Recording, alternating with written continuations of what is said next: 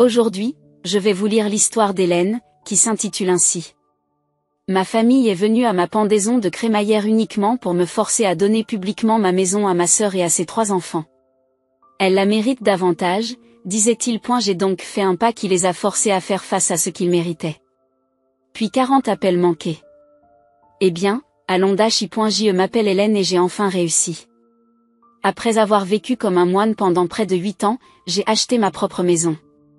8 ans à dire non à tout, pas de vêtements chics, pas de cinéma, pas de dîner au restaurant, pas de vacances. Pendant que mes amis postaient des photos Instagram de stations balnéaires, je mangeais des nouilles ramen et faisais du shopping dans des friperies. Mais cela en valait la peine.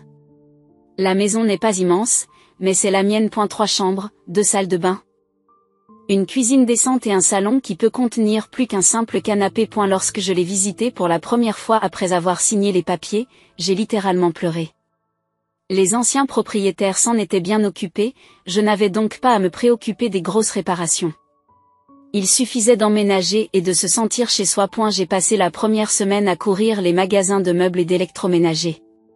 Rien d'extraordinaire, je suis encore prudent avec l'argent, mais tout ce dont j'avais besoin. Un canapé qui ne me fasse pas mal au dos, une table à manger qui puisse accueillir plus de 2 personnes, une machine à laver et un sèche-linge qui fonctionne vraiment. Chaque achat m'a fait l'effet d'un matin de Noël. Après 2 semaines passées à tout installer, j'ai décidé qu'il était temps de fêter l'événement. Une pendaison de crémaillère. Je n'en avais jamais organisé auparavant, car je n'avais jamais eu de maison digne d'être pendue à la crémaillère. J'ai dressé une liste de toutes les personnes que je voulais inviter, des amis du travail, des camarades d'université, des voisins que j'avais rencontrés. Et bien sûr, ma famille. J'ai commencé par envoyer des messages à mes parents. Ils habitent à environ 1 heure de route, dans une vieille maison minuscule qui tombe en ruine. Cela fait 3 ans que papa parle de réparer le toit, mais il n'arrive jamais à le faire. Maman se plaint que la cuisine est trop petite chaque fois que je lui rends visite, ce qui n'arrive pas souvent ces temps-ci. Puis j'ai envoyé un message à ma sœur, Sarah. Elle a 4 ans de plus que moi, elle est divorcée et a 3 enfants, Emma, Jake et la petite Lucie. Ils ont entre 7 et 10 ans, sont mignons mais difficiles à gérer. Sarah vit dans un appartement de 2 chambres à l'autre bout de la ville. Son ex-mari paie bien la pension alimentaire. Alors elle ne travaille qu'à temps partiel dans un bureau. Elle dit toujours à quel point elle est fatiguée, à quel point tout est difficile avec les enfants. Mon message était simple, bonjour à tous. Grande nouvelle, j'ai acheté une maison. J'organise une pendaison de crémaillère dans 2 semaines. Voici l'adresse. J'espère que vous pourrez venir. J'ai hâte de vous faire visiter les lieux. Je m'attendais à ce que mon téléphone sonne immédiatement. Je pensais que maman appellerait pour poser 1 million de questions sur la maison, le quartier, le prix que j'ai payé. Je pensais que Sarah voudrait connaître les chambres à coucher, savoir s'il y avait une bonne école à proximité pour ses enfants. Je pensais que papa poserait des questions sur le garage et la cour. Mais rien, silence radio. Mon amie Jessica m'a appelé 20 minutes après l'envoi du message. Hélène, oh mon Dieu, tu as acheté une maison? Raconte-moi tout. Combien de chambres? Y a-t-il une piscine? Comment est le quartier? Mon collègue Mike m'a répondu dans l'heure, félicitations. Je savais que toutes ces économies porteraient leurs fruits, j'ai hâte de voir la maison. Mais ma famille? Rien, pas un seul mot. Je n'arrêtais pas de consulter mon téléphone, pensant que j'avais peut-être manqué un appel ou un message. Peut-être que leur téléphone était mort. Peut-être étaient-ils simplement occupés. Mais les jours ont passé et toujours rien. Pas de questions, pas d'excitation, pas de félicitations. C'était comme si je n'avais jamais envoyé le message. J'ai essayé de ne pas trop y penser. De toute façon, j'étais occupée à rendre la maison parfaite pour la fête. J'ai commandé de la nourriture dans un restaurant italien du centre-ville, suffisamment de pâtes, de salades et de pain pour 20 personnes. J'ai acheté des boissons, j'ai décoré le salon. J'ai fait en sorte que toutes les pièces soient parfaites. Mes amis n'arrêtaient pas de m'appeler pour me demander ce qu'ils devaient apporter, à quelle heure ils devaient venir, s'ils pouvaient voir toute la maison. L'excitation dans leur voix me rassurait sur le silence de ma famille. Peut-être qu'ils préparaient une sorte de surprise. Peut-être voulait-il tout voir en personne au lieu d'en entendre parler au téléphone. Et la nuit précédant la fête, je n'arrivais pas à dormir. J'ai parcouru chaque pièce, ajustant les oreillers et vérifiant que tout était propre. C'était le moment. Ma première véritable étape d'adulte, et j'allais la partager avec tous ceux que j'aimais. Le jour de la pendaison de crémaillère arriva plus vite que prévu. Je me suis réveillée à 6 heures du matin. Le cœur battant déjà la chamade sous l'effet de l'excitation et de la nervosité. J'ai passé toute la matinée à courir dans tous les sens pour m'assurer que tout était parfait. J'ai passé l'aspirateur 2 fois dans chaque pièce, j'ai arrangé et réarrangé les coussins de mon nouveau canapé et j'ai vérifié que toutes les salles de bain avaient des serviettes et du savon frais. Et la nourriture est arrivée à temps. 3 énormes plateaux de pâtes, de la salade César, du pain à l'ail et du tiramisu pour le dessert. J'ai tout installé sur la table à manger à laquelle je m'habituais encore. Des vraies assiettes du grand magasin, de vrais verres à vin assortis, pas le papier que j'utilisais depuis des années pour économiser de l'argent. Tout avait l'air parfait, comme sorti d'un magazine. Les gens ont commencé à arriver vers 6 heures. Jessica est arrivée la première avec une bouteille de vin hors de prix et un énorme sourire sur le visage. Hélène? Cet endroit est absolument magnifique. Je n'arrive pas à croire que tu l'aies fait. Elle s'est promenée en touchant tout, comme si elle n'arrivait pas à croire que c'était réel. Regardez ces parquets. Et les moulures en couronne. Tu as vraiment réussi. Mike a amené sa petite amie Sarah, pas ma sœur Sarah, une autre Sarah, et ils ont passé une éternité à regarder chaque pièce. La lumière dans la cuisine est incroyable, répétait Sarah en ouvrant et en fermant les portes des placards. Et regardez ce jardin. On pourrait y faire des barbecues, et peut-être même y installer une piscine un jour. Ils étaient sincèrement enthousiastes, me posant des questions sur le taux de mon prêt hypothécaire, sur la façon dont j'avais trouvé l'endroit et sur la gentillesse des voisins. Tom, mon ami d'université, est arrivé avec sa femme et leur bébé, apportant un cadeau de pendaison de crémaillère emballé dans du papier d'argent. Hélène? Je me souviens de l'époque où tu as commencé à économiser pour cela, m'a-t-il dit en me serrant dans ses bras. Tu mangeais tous les soirs des plats surgelés à 99 cents pour mettre de l'argent de côté. Regarde-toi maintenant.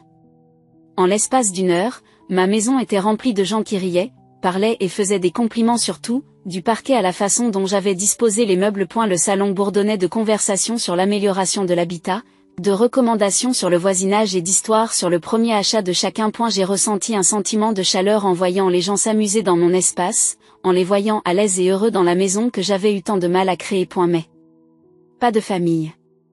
Je vérifiais mon téléphone toutes les quelques minutes, pensant qu'ils avaient peut-être appelé ou envoyé un message pour dire qu'ils étaient en retard. Rien, pas d'appel manqué, pas de message.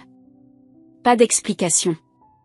J'essayais de ne pas le montrer sur mon visage, mais à l'intérieur, je sentais un nœud grandissant dans mon estomac. J'y trouvais toujours des excuses pour passer devant la fenêtre, dans l'espoir de voir leur voiture arriver. Vers 19h30, alors que je commençais à penser qu'ils ne viendraient vraiment pas, j'ai entendu la portière d'une voiture claquer à l'extérieur. Par la fenêtre, j'ai vu mes parents remonter l'allée, suivis de Sarah et de ses 3 enfants. Mon cœur a bondi de soulagement et d'excitation.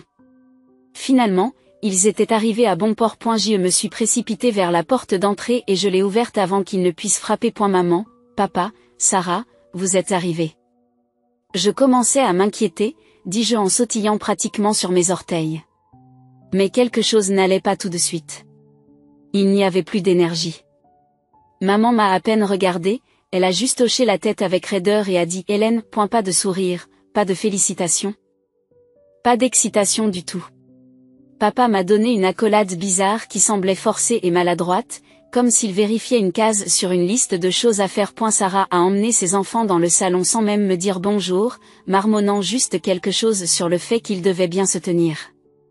Je suis ravie que tu sois là, dis-je en essayant d'insuffler un peu d'enthousiasme dans ce moment. Viens, je vais te faire visiter. Maman et papa ont échangé un regard que je n'ai pas su lire. On verra ça plus tard, dit froidement maman. Après quelques minutes de bavardage maladroit, Sarah dit à ses enfants, vous 3, restez ici et tenez-vous bien. Je vais jeter un coup d'œil. Elle a disparu à l'étage tandis que maman et papa sont restés dans le salon, parlant à peine à qui que ce soit. Lorsque Sarah est redescendue 20 minutes plus tard, elle s'est dirigée vers maman et papa et leur a chuchoté quelque chose à l'oreille. Pour la première fois de la soirée. Je les ai vus sourire. Pas contre moi, pas à propos de la maison, mais à propos de ce que Sarah venait de leur dire. Ils avaient l'air satisfaits, presque suffisant. Environ une demi-heure plus tard, Tom s'est levé avec son verre de vin. Je pense qu'il est temps de porter des toasts, Hélène, c'est ton moment. Tout le monde s'est rassemblé et ma grand-mère, la mère de mon père, a levé son verre en premier. Je suis si fière d'Hélène, dit-elle. Elle a travaillé plus dur que n'importe qui d'autre pour réaliser ce rêve. Cette maison est la preuve que la détermination paie. Tout le monde a applaudi. Jessica a pris la parole à son tour, disant combien il était inspirant de me voir respecter mon plan d'épargne.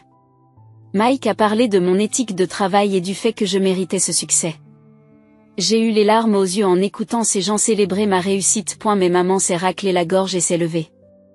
La salle est devenue silencieuse. Et je lui ai souri en m'attendant à ce qu'elle le fasse. Au lieu de cela, elle m'a regardé droit dans les yeux avec une expression presque colérique. Hélène n'a rien à féliciter, dit-elle à voix haute. Elle s'est comportée de manière irresponsable et égoïste. La salle est devenue totalement silencieuse. J'ai eu l'impression que quelqu'un m'avait donné un coup de poing dans l'estomac. Au lieu de donner cette maison à Sarah qui a 3 enfants, Hélène en profite seule, poursuit maman, la voix de plus en plus forte. Sarah se bat pour le bonheur de ses enfants. Elle est épuisée, et Hélène obtient tout facilement. J'y suis restée là, choquée, ne croyant pas ce que j'entendais. La voix de maman s'est mise à trembler et de vraies larmes sont apparues dans ses yeux. Sarah mérite cette maison plus qu'Hélène. Comme à l'improviste, Sarah s'est approchée de ses enfants et les a serrés dans ses bras. Comme si elle les protégeait d'un terrible destin. Les enfants ont eu l'air confus mais ont joué le JEU. Je ne pouvais pas parler, je ne pouvais même pas penser. C'était censé être ma fête, et ma propre mère disait à tout le monde que je ne méritais pas ce pourquoi j'avais travaillé pendant 8 ans. C'est alors que ma tante Carole, la cousine de maman, s'est levée. « Tu sais quoi, Linda a raison, » dit-elle en me montrant du doigt. « Hélène, tu devrais réfléchir et donner cette maison à ta sœur. Ces enfants ont plus besoin d'espace que toi. » Mais ma grand-mère s'est immédiatement levée. « Mais ma grand-mère s'est immédiatement levée, absolument pas, » a-t-elle dit fermement. Hélène a gagné cette maison elle-même, elle n'a pas à la donner à qui que ce soit. C'est alors que le chaos a éclaté. Et la moitié de la salle a commencé à être d'accord avec maman et tante Carole. En disant des choses comme « pensez à ces pauvres enfants » et « la famille passe avant tout ». L'autre moitié m'a défendu en disant que c'était ma maison et mon choix. Jessica criait pratiquement sur ma tante. Hélène a économisé pendant 8 ans, c'est de la folie. Mike se disputait avec un cousin que je connaissais à peine et qui parlait d'obligations familiales. Au milieu de toutes ces disputes, maman, papa et Sarah se regardaient avec des expressions satisfaites. Puis maman a poussé un soupir lourd et faux. « Nous ne voulons pas gâcher la fête d'Hélène, » dit-elle d'un ton dramatique. « Nous devrions y aller. » Elles ont rassemblé les enfants et sont parties sans me dire un mot, laissant derrière elles une pièce pleine de gens qui se disputaient pour savoir si je devais abandonner ma maison. Les disputes se sont poursuivies pendant 20 minutes avant que les gens ne commencent à partir par groupe, continuant à se disputer en passant la porte d'entrée. Je suis restée là. Dans ma maison vide, à regarder le désordre laissé par ce qui était censé être la nuit la plus heureuse de ma vie. Des assiettes de pâtes à moitié mangées étaient abandonnées sur les tables, des verres de vin éparpillés dans le salon, des serviettes froissées sur le sol. Le silence était assourdissant après tous les cris et les disputes qui avaient envahi ces pièces il y a à peine 1 heure. J'ai commencé à nettoyer machinalement, en essayant de comprendre ce qui venait de se passer. Ma propre mère s'était tenue dans mon salon et avait dit à tout le monde que je ne méritais pas ma maison. Et ma sœur avait inspecté chaque pièce comme si elle avait déjà l'intention d'y emménager. Et la moitié de mes invités étaient d'accord avec elle. Alors que je chargeais le lave-vaisselle, les souvenirs ont commencé à affluer. Toutes ces fois où j'avais aidé ma famille financièrement au fil des ans, pensant être une bonne fille et une bonne sœur. Il y a 3 ans. Quand maman a appelé en pleurant pour le remboursement de leur prêt hypothécaire, je leur ai donné $1 500 de ma caisse d'épargne logement. Lorsque papa a eu besoin d'argent pour des réparations de voiture, j'ai perdu $800. Et l'avocat du divorce de Sarah a reçu $5 000 pour qu'elle puisse obtenir une meilleure pension alimentaire. Je les ai toujours aidés lorsqu'ils me l'ont demandé. Je leur ai donné de l'argent pour les urgences, les réparations, les frais juridiques. Mais quand avaient-ils célébré mes succès? Quand avait-il été fier de mes réussites? Ce soir m'avait montré la vérité, il me considérait comme un distributeur de billets, pas comme une famille. J'ai fini de nettoyer et je suis allée me coucher, mais je n'arrivais pas à dormir. Chaque fois que je fermais les yeux, j'entendais la voix de maman qui me disait que je n'avais rien à féliciter. Lorsque mon téléphone a sonné à 8 heures précises. J'étais encore épuisée. Je l'ai attrapé sans regarder l'identité de l'appelant. Hélène, la voix de maman était nette et professionnelle. Pas de salutations, pas d'excuses pour avoir détruit ma fête. As-tu réfléchi à ce dont nous avons parlé hier? Quand vas-tu donner la maison à Sarah? Je n'arrivais pas à croire ce que j'entendais. Maman, tu as gâché ma pendaison de crémaillère. Tu m'as fait honte devant tous mes amis. Et maintenant, tu m'appelles pour me demander de renoncer à ma maison? Ne dramatise pas, Hélène, nous parlons de ce qui est juste. Sarah a 3 enfants qui ont besoin d'espace. Vous n'êtes qu'une personne qui vit seule dans tout cet espace, c'est égoïste. J'ai travaillé 8 ans pour cette maison. 8 ans à économiser chaque centime pendant que Sarah recevait une pension alimentaire et travaillait à temps partiel, c'est ma maison. Tu changeras d'avis, dit froidement maman. Tu verras que la famille est plus importante que tes désirs égoïstes. Elle m'a raccroché au nez, et je suis restée assise à regarder mon téléphone, tremblante de colère. Pas d'excuses, pas de reconnaissance que ce qu'elle avait fait était mal. Juste des demandes et des accusations. Quelques jours plus tard, les choses ont empiré, beaucoup plus. Jessica m'a appelée au travail, la voix serrée par la colère. Hélène, as-tu vu le message de ta mère sur Facebook? Quel message? Il faut que tu le regardes tout de suite, je n'arrive pas à croire qu'elle ait fait ça. J'ai ouvert Facebook avec des doigts tremblants et j'ai trouvé le message de ma mère immédiatement. Les photos m'ont d'abord frappé, des photos de l'appartement de Sarah prises sous un faible éclairage, montrant des pièces encombrées et des jouets éparpillés partout. Les enfants avaient l'air fatigués et malheureux sur chaque photo. Puis il y a eu les photos de ma maison. Prise lors de la pendaison de crémaillère, lumineuse et spacieuse, avec moi levant un verre de vin et souriant. La légende m'a retourné l'estomac. Alors que certaines personnes font égoïstement la fête dans leur grande maison vide, ma fille Sarah lutte pour subvenir aux besoins de ses 3 beaux enfants dans des conditions exiguës. Cela me brise le cœur de voir mes petits-enfants souffrir alors que leur tante ne se préoccupe que d'elle-même. Sarah travaille si dur et mérite mieux que cela. Certaines personnes reçoivent tout ce qu'on leur donne, tandis que d'autres se battent pour survivre. Le message avait déjà reçu des dizaines de commentaires. Des parents que je connaissais à peine écrivaient des choses comme Hélène devrait avoir honte et ses pauvres enfants méritent mieux. Tante Carole avait écrit un long commentaire sur le fait que je devais faire ce qu'il fallait et aider ma sœur. Mais les photos étaient des mensonges. Je suis allée plusieurs fois à l'appartement de Sarah. Il était beau, propre, dans un bon quartier. Ces photos avaient été mises en scène pour paraître déprimantes, probablement prises après que les enfants eurent joué toute la journée sans nettoyer. Mon téléphone s'est mis à sonner sans arrêt. Des parents, des amis de la famille. Des gens à qui je n'avais pas parlé depuis des années m'appelaient pour me faire la leçon sur la responsabilité familiale.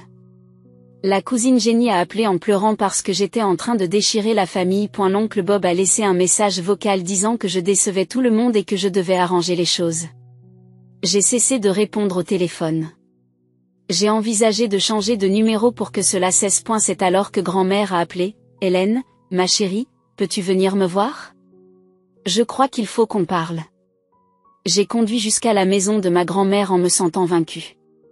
Elle avait 82 ans, mais elle était encore très vive et vivait de façon autonome dans la maison où elle avait élevé son père. Lorsque je suis entrée, elle a regardé mon visage et m'a serré dans ses bras. Assieds-toi, chérie, raconte-moi ce qui s'est passé. Je lui ai montré le message de sa mère sur Facebook. Lui ai expliqué les appels téléphoniques et le harcèlement. Grand-mère n'utilisait pas beaucoup Internet, elle n'avait donc rien vu de tout cela. Elle a étudié les photos avec attention, puis m'a regardé avec des yeux tristes mais déterminés. Ce n'est pas bien, Hélène, ce que fait ta mère, c'est de la manipulation, purement et simplement. J'ai l'impression de devenir folle, grand-mère. La moitié de la famille pense que je devrais abandonner tout ce pourquoi j'ai travaillé. Tes parents m'ont demandé de te parler, dit-elle doucement. Ils voulaient que je te convainque de donner la maison à Sarah. Ils pensaient que tu m'écouterais. Mon cœur s'est effondré, même grand-mère était contre moi. Puis elle sourit, je leur ai dit que non, absolument pas. Tu as mérité cette maison. Hélène. Tu as fait des sacrifices pendant 8 ans alors que Sarah vivait confortablement grâce à la pension alimentaire. Tu ne dois ta maison à personne. Mais maman dit que la famille doit passer en premier. La famille doit se soutenir les uns les autres, pas se détruire. Ce que ta mère a fait à cette fête et dans ce billet, ce n'est pas de la famille, c'est de l'intimidation. Grand-mère m'a fait du thé et nous avons parlé pendant 2 heures. Elle m'a raconté comment elle avait travaillé dur toute sa vie, comment elle n'avait jamais attendu la charité de qui que ce soit. Elle m'a rappelé toutes les fois où j'avais aidé ma famille financièrement et m'a demandé s'il m'avait déjà aidé en retour. Tu n'es pas égoïste en gardant ce que tu as gagné, Hélène. Tu n'es pas responsable de régler les problèmes des autres. Sarah a choisi d'avoir 3 enfants. Sarah a choisi de travailler à temps partiel. Ce sont ses décisions, pas les tiennes.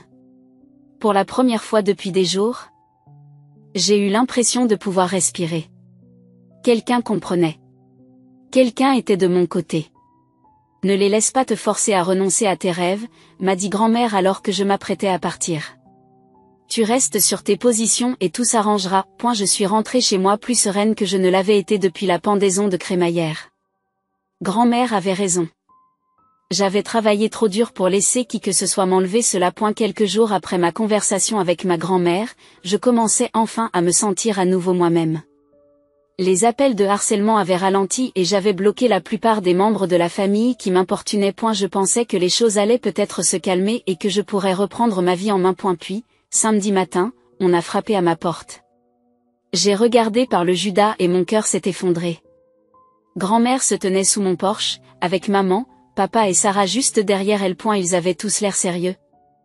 Comme s'ils étaient là pour une sorte d'intervention. J'ai ouvert la porte à contre-cœur. Grand-mère, que se passe-t-il? Nous devons avoir une conversation sérieuse, Hélène, tous ensemble. Je les ai laissés entrer, ne sachant pas pourquoi grand-mère avait fait venir mes parents et ma sœur. Avait-elle changé d'avis sur le fait de me soutenir? Mon estomac se tordit d'angoisse lorsque nous nous assîmes tous à ma table à manger. Maman et papa avaient l'air satisfaits d'eux-mêmes, comme s'ils étaient sur le point de gagner quelque chose. Sarah regardait autour de la maison avec la même expression calculatrice que lors de la pendaison de crémaillère. Grand-mère se racle la gorge. J'ai réfléchi à cette situation toute la semaine et j'ai pris une décision importante. Maman s'est penchée avec impatience. Maman, nous sommes ravis que tu sois enfin raisonnable. J'ai rencontré mon avocat hier, poursuit grand-mère. Et j'ai modifié mon testament. Maman et Sarah se sont immédiatement réjouis, et papa a commencé à sourire. Ils pensaient que grand-mère allait soutenir leur plan pour prendre ma maison. À l'origine, j'avais prévu de tout laisser à Robert, dit grand-mère en regardant papa, pour qu'il puisse le partager équitablement entre ses filles. Mais toute cette situation m'a montré que ce ne serait pas juste du tout. Les sourires sur les visages de mes parents commencent à s'estomper. Je laisse toutes mes économies, près de 400 000 $, à Hélène. Et je partage ma maison 50 à 50 entre Hélène et Sarah. Le visage de Sarah est devenu blanc, puis rouge. Quoi? Ce n'est pas juste, Hélène a déjà une maison. C'est moi qui ai des enfants qui ont besoin d'aide. Hélène a économisé pendant 8 ans pour acheter sa maison. Elle a travaillé dur et fait des sacrifices. Toi, tu vis confortablement grâce à la pension alimentaire et tu attends l'aumône de tous les autres. Maman se lève. La voix tremblante de colère. Maman, tu ne peux pas faire ça. Sarah a plus besoin de cet argent qu'Hélène. Hélène est égoïste et tu la récompenses pour cela. Je récompense le travail et la responsabilité, dit calmement grand-mère. C'est quelque chose qu'Hélène a appris et que Sarah n'a apparemment pas appris. Le père prend enfin la parole. Maman, ce n'est pas bien. Nous sommes une famille, nous devrions tout partager équitablement. Avez-vous partagé équitablement lorsque vous avez aidé à payer le mariage de Sarah, mais pas la fête de remise des diplômes d'Hélène? Avez-vous partagé équitablement lorsque vous avez passé 2 semaines à aider Sarah avec son bébé mais que vous n'avez pas pu consacrer un week-end à aider Hélène à emménager dans son premier appartement? La pièce est devenue silencieuse, mes parents semblaient stupéfaits que grand-mère ait remarqué leur favoritisme au fil des ans. Sarah s'est mise à pleurer, mais ce n'était pas de vraies larmes. Grand-mère? S'il te plaît, pense à tes arrière-petits-enfants. Ils ont besoin de stabilité. Ils ont besoin d'espace. Hélène n'est qu'une personne. Hélène a gagné son espace. Et si tu te préoccupais vraiment de la stabilité de tes enfants, tu arrêterais d'essayer de voler la maison de leur tante et tu te concentrerais sur l'amélioration de ta propre situation. Le visage de maman devient de plus en plus rouge. Si tu fais ça, maman, tu vas déchirer cette famille pour toujours. Grand-mère sourit, mais ce n'était pas un sourire aimable. Cette famille a déjà été déchirée lorsque tu as décidé d'humilier publiquement Hélène et de lui demander de renoncer à tout ce pourquoi elle avait travaillé. Je m'assure simplement que les dégâts ne s'aggravent pas. Puis elle s'est levée et a regardé directement maman. Et si tu ne supprimes pas ce post haineux sur Hélène d'ici demain matin et que tu ne publies pas d'excuses, je changerai à nouveau mon testament et je laisserai tout à Hélène. Chaque centime. Chaque bien. Maman, papa et Sarah sont devenus complètement silencieux, la menace les a frappés comme une gifle. Vous avez jusqu'à demain midi pour vous excuser publiquement auprès de votre fille. Après cela, mon avocat apportera quelques modifications supplémentaires. Maintenant, sortez de la maison d'Hélène et réfléchissez à la façon dont vous voulez procéder. Ils sont partis sans un mot de plus, l'air choqué et vaincu. Après leur départ, j'ai serré grand-mère dans mes bras. Merci, ai-je chuchoté, je n'arrive pas à croire que tu aies fait ça. J'aurais dû le faire il y a des années, ma chérie. Je les ai vus te traiter comme une citoyenne de seconde zone toute ta vie, et j'en ai assez.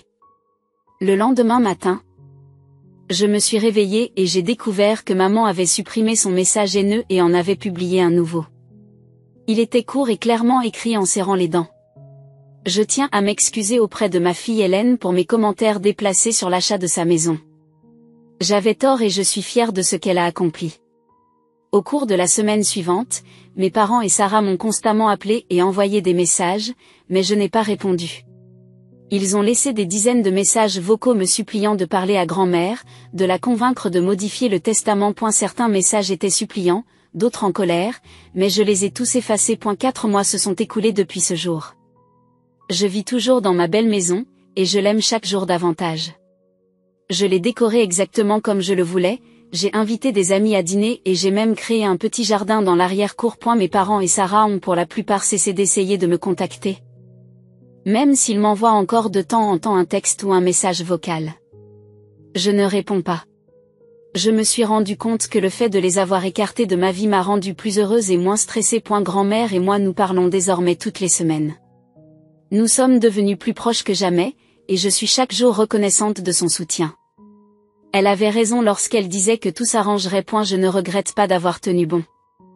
J'ai travaillé 8 ans pour cette maison et je n'allais laisser personne me culpabiliser pour que je l'abandonne. Ma famille m'a traité comme un distributeur automatique de billets pendant des années, mais elle sait maintenant que je ne vais pas abandonner mon succès durement gagné pour leur faciliter la vie. Parfois, je me demande si nous nous réconcilierons un jour, mais honnêtement, je ne suis pas sûre de le vouloir.